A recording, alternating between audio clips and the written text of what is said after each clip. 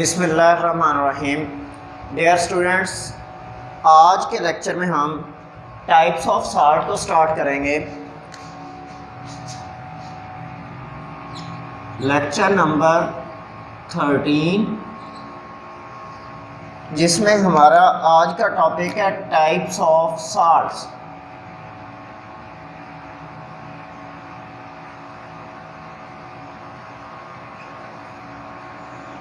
Remember that salts की 6 types होती हैं, जिनको मैं पहले यहाँ पे मेंशन कर दूँगा, फिर हम वन बाय वन सबको बयान करेंगे इंशाल्लाह। सबसे पहले normal salt,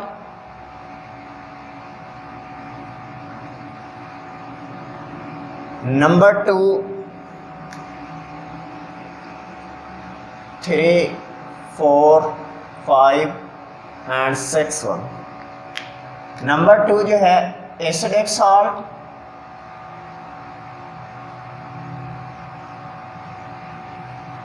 number 3 basic salts, number 4 mixed salt, number 5 double salts, और number 6 and last one is complex salts. अब हम सबकी डिटेल में जाएंगे। तो सबसे पहले हम बात करते हैं नॉर्मल साल्ट्स के हवाले से।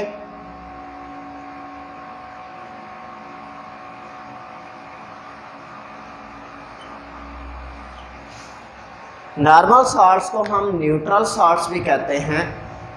ये साल्ट्स की ऐसी किस्म जिसमें एसिड के भी तमाम H पॉजिटिव आयन रिप्लेस हो जाएं और बेस के भी तमाम OH नेगेटिव आयन्स रिप्लेस हो जाएं, तो बनने वाला साल्ट क्या कहलाता है? नॉर्मल साल्ट कहलाता है या न्यूट्रल साल्ट कहलाता है। सो इसकी आप डेफिनेशन क्या लिखोगे कि टाइप ऑफ साल्ट्स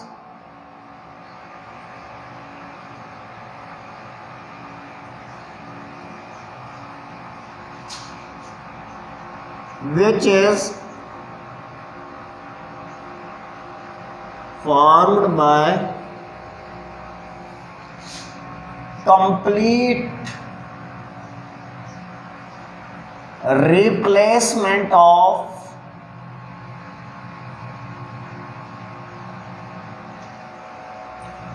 या आयोनाइजेशन ऑफ, इसकी जगह आप आयोनाइजेशन का लफ्ज भी लिख सकते हो, आपकी मर्जी है बेटा। आयोनाइजेबल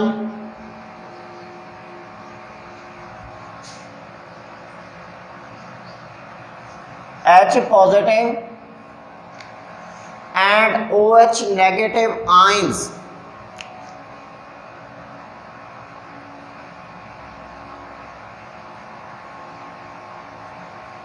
of an acid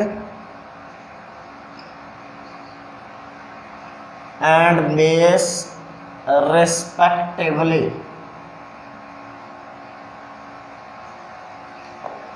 ऐसे साल्ट को आप क्या कहते हैं? नॉर्मल साल्ट कहते हैं। मिसाल के तौर पे यहाँ देखें, HCl प्लस NaOH का आप अगर रिएक्शन करवाएं तो इससे हमें NaCl साल्ट हासिल हुआ प्लस H2O वाटर हासिल होगा। अब एसिड की तरफ से एक ही H पॉजिटिव आयोनाइज हो सकता था, वो हो गया, और बेस की तरफ से एक ही OH नेगेटिव आयोनाइज हो सकता था, वो भी हो गया। सो बनने वाला साल्ट क्या कहलाया? नॉर्मल साल्ट या न्यूट्रल साल्ट कहलाया। उसके बाद सेकंड वन, अगर आप इसकी टाइप देखो तो वो हमारे पास है एसिडिक साल्ट। बड़ी इंटरेस्टिंग बात है, नाम से जाहिर हो रहा है कि एसिडिक कंटेंट अभी मौजूद होता है उसमें। एसिडिक कंटेंट क्या है? H positive. कि एसिड में से रिप्लेसेबल या आयोनाइजेबल H पॉजिटिव ज़्यादा थे, लेकिन वो सारे के सारे आयोनाइज नहीं हुए।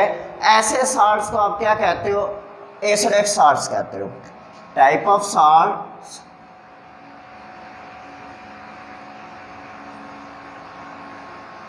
which are formed by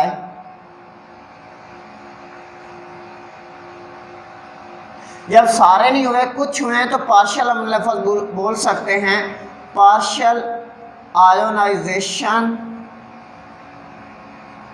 of ionisable acid या H positive of an acid by a base,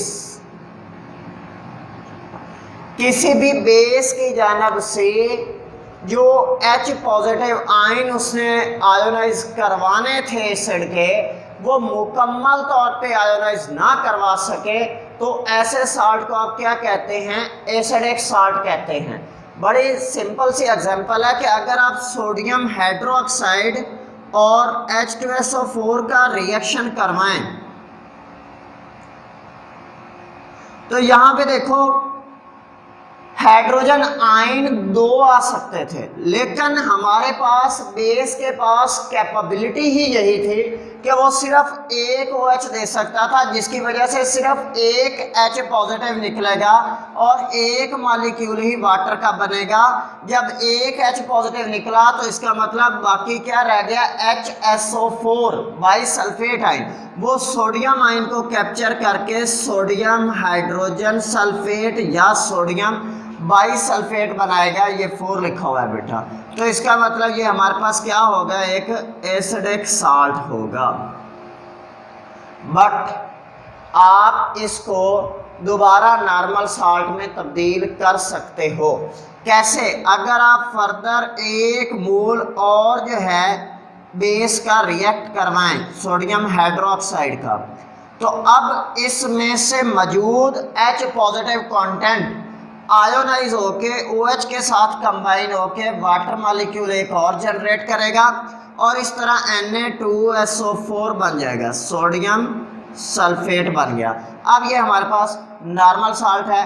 सो इसका मतलब एसिडिक साल्ट को अगर नॉर्मल साल्ट में तब्दील करना हो तो आप मज़ीद बेस के साथ उसे रिएक्ट करवाएं तो नॉर्मल साल्ट में तब्दील हो जाएगा। उसके बाद हमारे पास थर्ड वन जो टाइप है वो है बेसिक साल्ट्स। थर्ड वन हमारी टाइप बेसिक साल्ट्स। नाम से ही जाहिर है कि इसमें अभी बेसिक कंटेंट मौजूद होता है। तो बेसिक कंटेंट क्या है, OH नेगेटिव आयन। सो इसका मतलब OH नेगेटिव आयन जो बेस ने प्रोवाइड करने थे वो तादाद में ज़्यादा थे, लेकिन एसिड उन तमाम को आयोनाइज ना करवा सका क्योंकि एसिड कम H पॉजिटिव आयन देता था। इस तरह बनने वाले साल्ट के अंदर अभी OH ग्रुप मौजूद होगा, जो कि OH ग्रुप क्या होता है, बेसिक कंटेंट, बेसिक ग्रुप अभी मौजूद होगा। इस वजह से हम उसे कहेंगे कि वो हमारे पास बेसिक साल्ट है। फॉर एग्जांपल पहले डेफिनेशन चलो लिख देता हूँ। Types of salt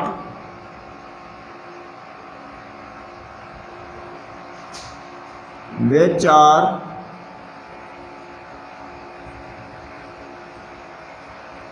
formed by partial ionization of OH negative ions by an acid। मिसाल के तौर पे आप कैल्शियम हाइड्रोक्साइड का रिएक्शन HCl के साथ करवाओ। अब हमारे पास बेस की तरफ से 2 OH नेगेटिव आयन आ सकते थे, मगर एसिड जो है वो सिर्फ एक H पॉजिटिव देगा, तो वो एक OH से मिलकर एक वाटर मॉलिक्यूल जनरेट होगा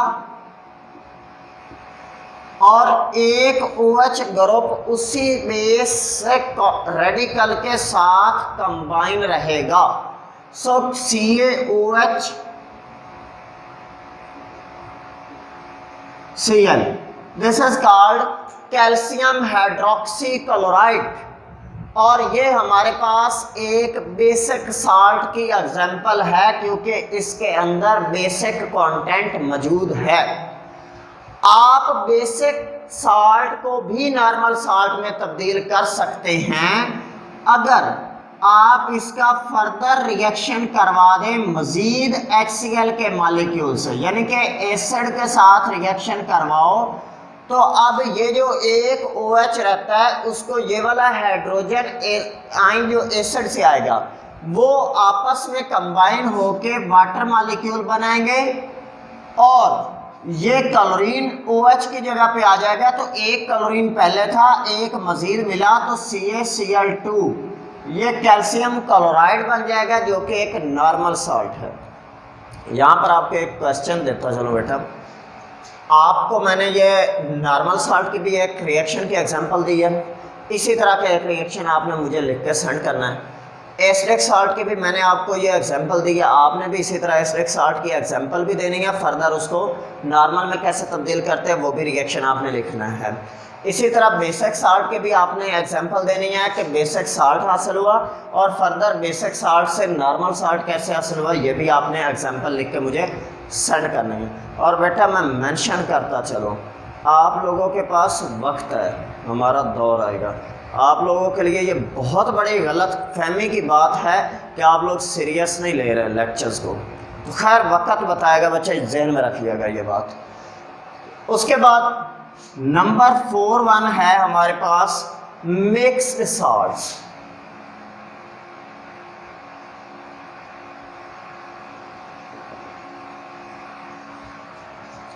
मिक्स्ड सॉल्ट ऐसे सॉल्ट्स जिसमें एक से ज़्यादा इकसाम के एसिडिक या बेसिक रेडिकल मौजूद होते हैं, उसे आप मिक्स्ड सॉल्ट कहते हैं। सो टाइप्स ऑफ सॉल्ट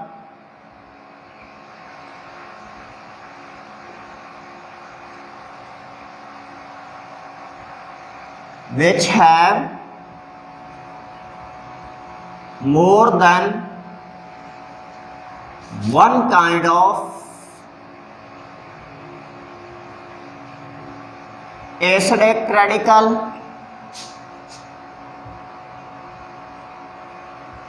और बेसिक रेडिकल। ऐसे सॉल्ट को आप क्या कहते हैं? मिक्स्ड सॉल्ट कहते हैं। एग्जाम्पल देख लेते हैं, कैल्शियम ऑक्सीक्लोराइड, इसको आप कैल्शियम ऑक्सीक्लोराइड या ब्लीचिंग पाउडर कहते हैं।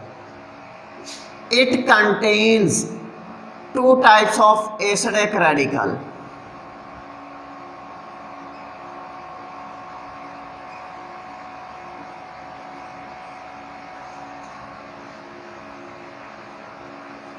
वो कौन कौन से हैं? एक OCl negative from hydrogen oxychloride, एक एसिड होता है HOCl हाइड्रोजन ऑक्सीक्लोराइड, उससे OCl ये वाला ऑक्सीक्लोराइड आयन आया और आपने देखा ग्रुप ऑफ एटम पे चार्ज आ गया, लिहाजा ये हमारे पास रेडिकल और नेगेटिव चार्ज आया है। अगर आपको याद हो हमने साल्ट्स के इंट्रोडक्शन में पढ़ा था कि जो नेगेटिव चार्ज रखने वाले ग्रुप ऑफ एटम्स होते हैं उनको एसिडिक रेडिकल कहा जाता है। इसी तरह सेकंड वन हमारे पास ये क्लोराइड है फ्रॉम HCl, ये HCl से क्लोराइड भी आ रहा है, लिहाजा ये एक और एसिड है, लिहाजा ये भी एक एसिडिक रेडिकल। सो 2 तरह के एसिडिक रेडिकल मौजूद हैं, इसलिए ये साल्ट क्या कहलाएगा? मिक्स्ड साल्ट कहलाएगा। उसके बाद नेक्स्ट हमारे पास है डबल साल्ट।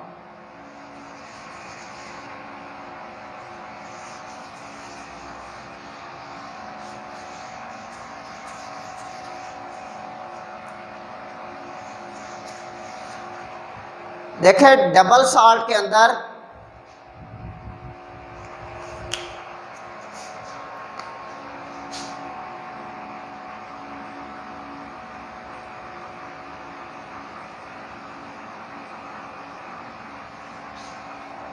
नाम से ही जाहिर है कि दो तरह के साल्ट्स मौजूद होंगे डबल साल्ट के अंदर।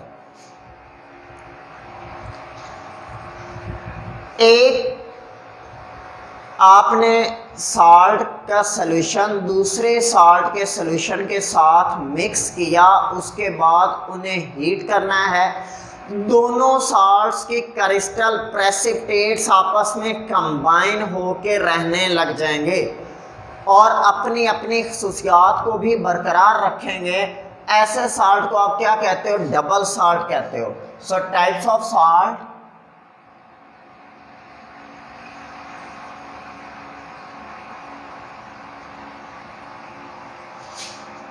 which consist of two salts combined in combined form.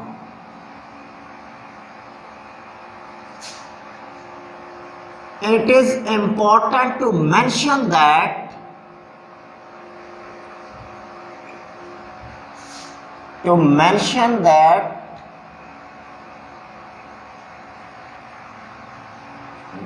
they will retain their properties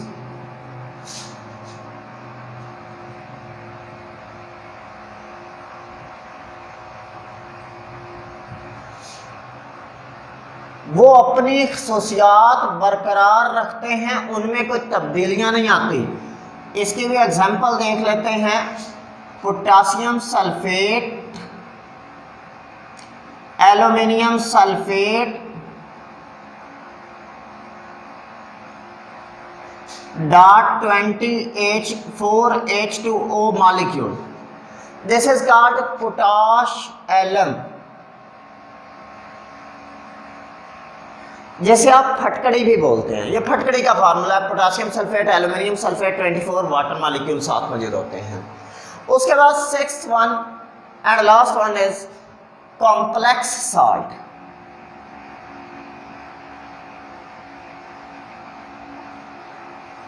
salts की एक ऐसी किस्म जिसमें कॉम्प्लेक्स आयन मौजूद होता है, that is called complex salt. Types of salts which have any one complex ion। यहाँ पे हमें ये चीज़ भी डिफाइन करनी चाहिए कि what is meant by complex ion. जब आयन का लफ्ज आ गया तो इसका मतलब चार्ज स्पीशी की बात हो रही है। और कॉम्प्लेक्स क्या होता है? अंडर नॉर्मल कंडीशंस आपको पता है कि ये एक यूनिवर्सल फैक्ट है कि चार्ज स्पीशीज होती है वो ज़्यादा रिएक्टिव होती है, वो पानी के अंदर स्टेबल नहीं रहती। लेकिन ये कुछ ऐसे आयन्स होते हैं जो पानी के अंदर स्टेबल रह जाते हैं। उन आयन्स को क्या कहा जाता है? कॉम्प्लेक्स आयन कहा जाता है। टाइप्स ऑफ आयन्स या टाइप्स ऑफ चार्ज स्पीशीज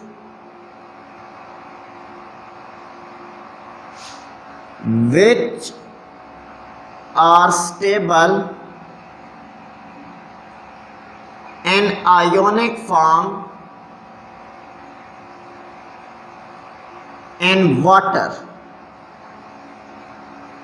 उन्हें आप क्या कहते हो? कॉम्प्लेक्स आयन कहते हो। नेक्स्ट हमने इसकी एग्जांपल डिस्कस करनी है। तो देखिए दो तरह की एग्जांपल यहाँ पे मैं डिस्कस करूँगा। एक कॉम्प्लेक्स एसिडिक रेडिकल के हवाले से होगी और एक कॉम्प्लेक्स बेसिक रेडिकल के हवाले से होगी। मिसाल के तौर पे पोटासियम हेक्सासियानो फेरेट 2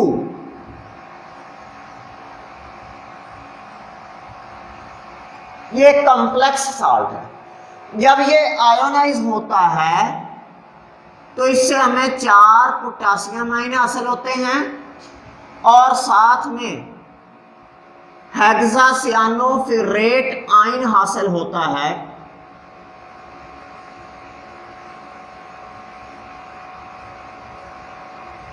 -4 आ जाएगा क्योंकि एक पोटासियम पे +1 है, 4 पोटासियम की वजह से +4।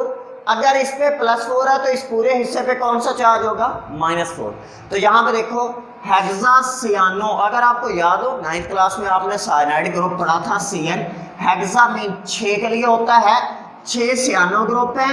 फिर जो है वो आयरन के लिए लगाया गया और ATE का इजाफा मैंने आपको बोला था कि जब ग्रुप ऑफ एटम के ऊपर नेगेटिव चार्ज आ जाए तो ATE का इजाफा करता है। सो हेक्सासियानोफिरेट आ जाएगा ये 2।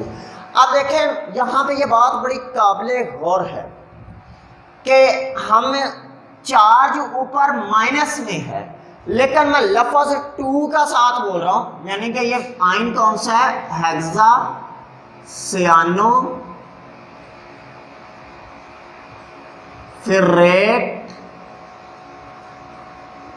2। ये 2 क्या है? आयरन का ऑक्सीडेशन नंबर है क्योंकि एक सियानो पे -1 चार्ज होता है, 6 सियानो पे कितना हो गया? -6 चार्ज हो गया। ओवरऑल नेट चार्ज कितना है? -4। इसका मतलब +2।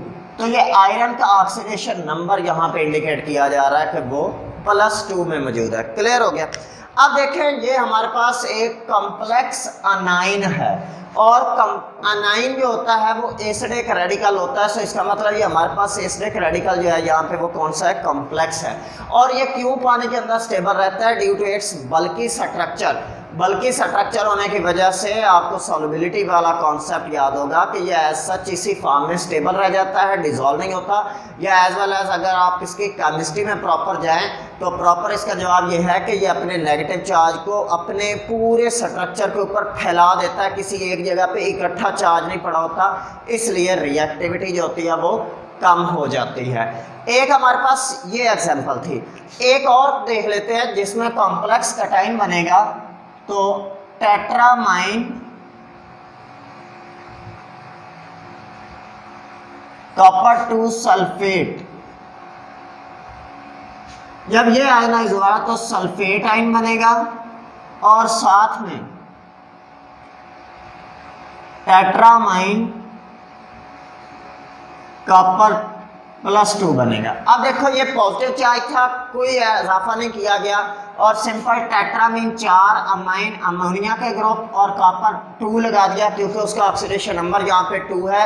कैसे? अमोनिया आप जानते हो न्यूट्रल होता है, 4 अमोनिया भी न्यूट्रल ही रहेंगे। सो अकेले एक सल्फेट पे -2 था, इस हिस्से पे +2 था, वो कैंसिल हो गया, ओवरऑल न्यूट्रल। सो इसका मतलब कॉपर यहाँ पे +2 में ही मौजूद है। अब ये भी उसी तरह अपने चार्ज को डायलेट करवा लेता है, फैला लेता है, इसलिए ये भी स्टेबल हो जाता है। उसके बाद बेटा आपने इसी तरह डबल साल्ट की एक एग्जांपल मैंने दी है, एक आप लोगों ने देनी है। कॉम्प्लेक्स साल्ट की भी 2 एग्जांपल्स मैंने आपको दी हैं। किस किस के हिसाब से? एक कॉम्प्लेक्स अनाइन और कॉम्प्लेक्स कैटाइन के हिसाब से। इसी तरह कॉम्प्लेक्स अनाइन की भी आपने एक और मिसाल देनी है और कॉम्प्लेक्स कैटाइन के रेस्पेक्ट से भी आपने एक और साल्ट की एग्जांपल देनी है। ये आपका आज का लेसन था। ये इसमें कोई भी प्रॉब्लम हो तो आप लोग मुझे इनबॉक्स में पूछ सकते हैं। तो बेटा मैं आखिर में फिर मेंशन करता चलो, कोई और टीचर आपको मे भी रिलैक्स कर दे। आप लोग इस बात से बखूबी वाकिफ़ हैं कि किसी सूरत कंप्रोमाइज़ नहीं किया जाएगा। जो बात मैं कह देता हूँ वो फिर लाजमी तौर पे पूरी करता हूँ। सो इसलिए आप लोग बहुत बड़ी गलती कर रहे हो। मुझे एक नाम याद हैं जो बच्चे, मैं आपको ये बता दूँ कि 38 स्टूडेंट्स थे जो मुझे अभी तक काम असाइनमेंट्स कुछ ना कुछ सेंड कर रहे हैं, बाकी तमाम स्टूडेंट्स सेंड नहीं कर रहे। तो मैंने वो टिक करके रखे हुए हैं। ये आप लोगों से पूछ-गछ होगी, इंशाल्लाह छुट्टियों के बाद ये जहन में रखिएगा। थैंक यू बेटा, अल्लाह हाफिज़।